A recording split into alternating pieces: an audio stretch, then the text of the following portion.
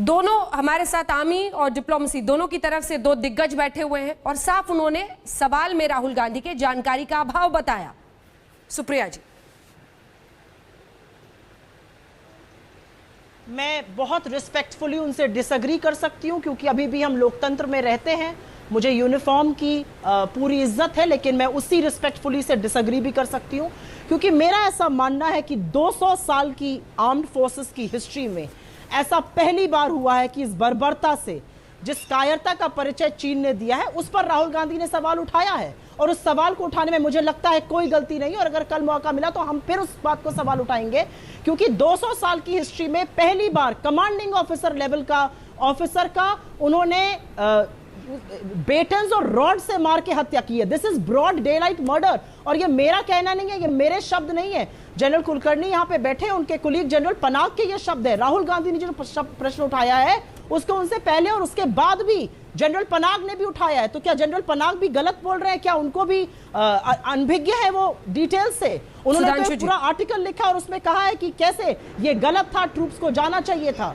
इसके बारे में क्या कहा जा सकता है? मुझे ऐसा लगता है कि आर्म्ड फोर्सेस पर की स्ट्रैटेजी पे डिस्कशन गलत है। मुझे ऐसा लगता है कि लोकतंत्र में सवाल उठाना सही है और हम रिस्पेक्टफुली डिसएग्री कर सकते हैं, लेकिन हाँ, 200 साल की हिस्ट्री में हमारे एक कर्नल लेवल ऑफिसर का अगर इस निर्मम हत्या होगी तो सवाल जरूर उठेगा। सुधांशु जी, एक तो मैं पहला बात कहना चाहूंगा, हमारी 200 साल की आर्म फोर्स की हिस्ट्री नहीं है, 2500 साल की तो डॉक्यूमेंटेड हिस्ट्री है, और उसमें बहुत सारी बर्बरताएं हुई जिसपे कि कभी हमारे विपक्षी चर्चा नहीं करना चाहते। अब आज की बात पे आते हैं। जो इन्होंने एक तरफ कहा सुप्रिया जी ने कि आर्म फोर्सेस की स्ट्रेटजी पे डिस्कस नहीं करना चाहिए, लोकतंत्र में सवाल उठाने चाहिए, और सारा का सारा डिस्कशन आर्म फोर्स की स्ट्रेटजी पर ही हो रहा है कि कमांडर ने ऑन द स्पॉट वहां के ऊपर क्या डिसीजन लिया, क्यों डिसीजन लिया, किस ऑर्डर से लिया। कोई ऑर्डर लिखित चीज कोट नहीं कर पा रहा है। बड़ी विनम्रता से कहता हूं, पनाग साहब ने जो भी लिखा हो कहीं कोट किया हो तो वॉर लाइक सिचुएशन है या इस तरह के कमांड और इंस्ट्रक्शन आए हैं। दूसरा, मैं फिर कह रहा हूं, ना हमारी तरफ से हथियार चले ना उनकी तरफ से हथियार चले। उसके बाद अब मैं एक और बात भी कहना चाहता हूं, अभी जो बात सज्जन हाथ साहब ने कही कि 2008 में प्रधानमंत्री नहीं गए थे, फॉर फैक्ट याद करिए, आपके कोई भी दर्शक जाके नेट पे चेक कर सकते हैं। 2008 में बीजिंग ओलंपिक हुए थे। बीजिंग ओलंपिक के लिए कांग्रेस की कम्युनिस्ट की सरकार ने किसको इन्वाइट किया था? राहुल जी और प्रियंका जी, सपरिवार इन्वाइट किया गया था। किसी और को क्यों नहीं इन्वाइट किया था? वहां पर प्रधानमंत्री नहीं, यह और आज मैं पूछ रहा हूं, राहुल गांधी जी न राष्ट्रीय अध्यक्ष है न नेता प्रतिपक्ष है।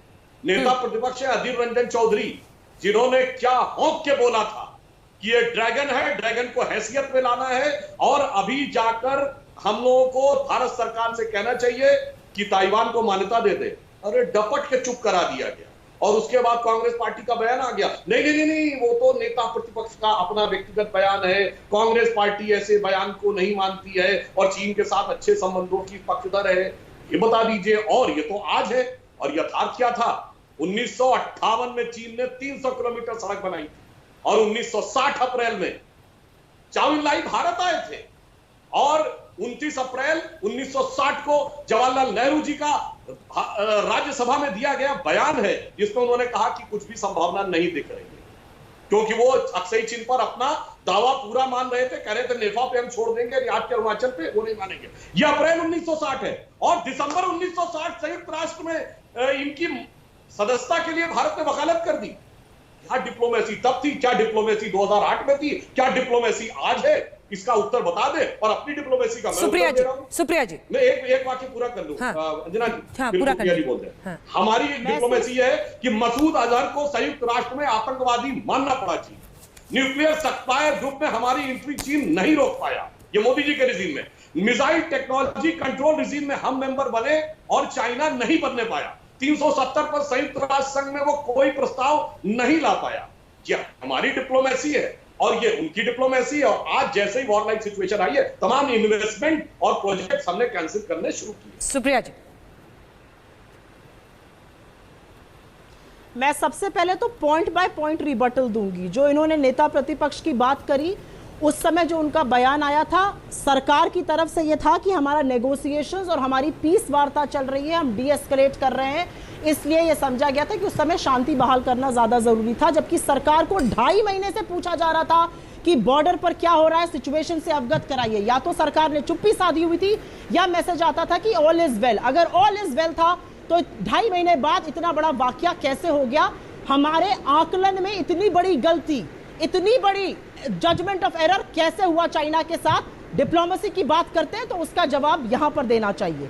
दूसरी बात कही गई कि चीन से कांग्रेस के बड़े अच्छे संबंध थे।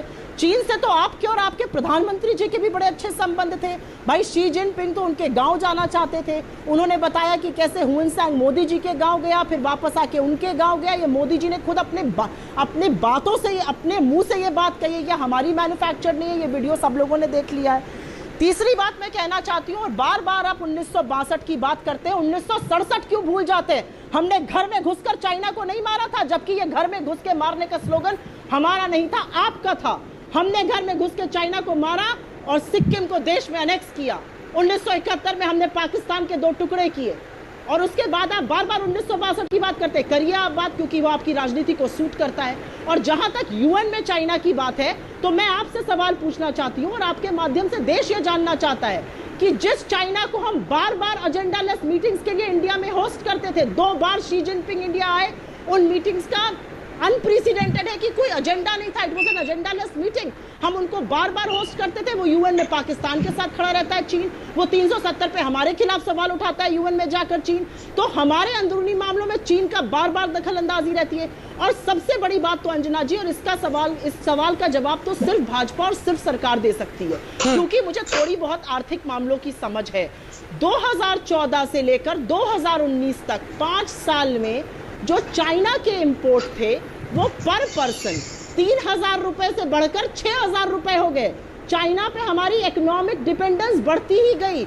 हमारे 30 में से 18 स्टार्टअप्स में चाइना का पैसा है। हमारे 5 बड़े मोबाइल मेकर्स में से 4 चाइनीज हैं। हमारे यहाँ चाइना का इंपोर्ट लगातार बढ़ता जा रहा है। उसके बारे में क्या बोलेंगे आप? जवाब दीजिए सुधांशु जी। डिपेंडेंस बढ़ा रहे हो और डिप्लोमेसी की बात करते हैं यहाँ पर। क्या वो पर्सनल केमिस्ट्री जो शी जिनपिंग और प्रधानमंत्री के बीच में बताई जा रही थी, क्या वो फेल हुई? सीधा सवाल। वो एक यथार्थ, पता नहीं सुप्रिया जी को इस विषय में जानकारी है कि नहीं कि वेनसांग कौन था। देखिए, उनको फीडबैक मिला होगा, अलग बात है, उनके प्रति व्यक्तिगत कांग्रेस के लोगों को नहीं पता होगा। वेनसांग कब आया था, वेनसांग की किताब का नाम नहीं पता होगा। खैर, उन्होंने सिर्फ ये उल्लेख किया कि वेनसांग जो सम्राट हर्षवर्धन के समय में आए थे 632 में, उन्होंने अपनी एक किताब लिखी थी CU की, जिसका चाइनीज भाषा में मतलब होता है जर्नी टू द वेस्ट। उसमें उन्होंने उल्लेख किया था कि वो मोदी जी के गांव आए थे। ये बात शी जिनपिंग ने बताई, और वो उसके बाद उन्होंने शी जिनपिंग के गांव में जाकर बौद्ध मंदिर बनाया, बौद्ध मठ। तो किसका किस पे प्रभुत्व हुआ? ये भारत का सांस्कृतिक प्रभुत्व चीन के ऊपर होने की बात थी। हाँ, ये प्रगाढ़ता सन 632 की है, 2020 की नहीं। तो उसका आज के देश में संदर्भ में सिर्फ एक कॉन्टेक्स्ट दिया गया। मोदी जी में प्रगाढ़ता दूसरी बात मैं कहना चाहता, और ये बात शी जिनपिंग 2000 बच्चों के मुंह पर मुखौटा लगाया गया था। देखिए, मैं डिस्टर्ब नहीं कर रहा था, आपने अपने टर्न पे बोलिए। अभी तक डिबेट बहुत अच्छी से लाइव चल रही है, वीडियो में देख लीजिए। मोदी जी ने ये नहीं बोला है। मोदी जी ने कहा शी जिनपिंग किताब लाए थे, उन्होंने मुझे दिखाया कि मेरे गांव जाना चाहते, तो उन्होंने पूछा मेरे गांव में क्या है, तो उन्होंने कहा वेनसांग आया था मेरे गांव में, ये किताब में लिखा है। किताब का नाम था CU की। और उसके बाद वो गया किसके गांव में? शी जिनपिंग के गांव में, बड़ा बौद्ध मठ बनाया। तो ये सब कुछ शी जिनपिंग ने कहा था, मोदी जी ने तो नहीं कहा था। तो ये प्रगाढ़ता का विषय उनकी तरफ से है। दूसरी बात, मैंने तो 62 का जिक्र कहा किया सुप्रिया जी, मैंने तो 58 और 1960 का जिक्र किया। 1960 के नेहरू जी के बयान का, और दिसंबर 1960 में नेहरू जी के संयुक्त राष्ट्र संघ में बयान का। और विचित्र विदेश नीति थी कि दलाई लामा भी हमारे थे और चाउ लाई भी हमारे थे। ऐसी विचित्र नीति तो खैर हमने आज तक नहीं देखी। अब अगर हम आज की बात पे आ जाएं, तो हमने जो बात कही कि कांग्रेस पार्टी का एग्रीमेंट, तो आप कह दीजिए कोई एग्रीमेंट नहीं है। और अगर कांग्रेस पार्टी दूसरे देश की पार्टियों से एग्रीमेंट करती है, तो कितने देशों की कौन सी पार्टी? हम मान सकते हैं पार्टी टू पार्टी रिलेशनशिप होता है, तो बता दें कितने देशों की कौन सी पार्टियों से है। नमस्कार, मैं हूं अंजना ओम कश्यप। हमें उम्मीद है ये वीडियो आपको पसंद आया होगा। लेटेस्ट खबरों के लिए यूं ही देखते रहिए आज तक, और इस वीडियो के पसंद आने पर लाइक, शेयर एंड सब्सक्राइब करना ना भूलें।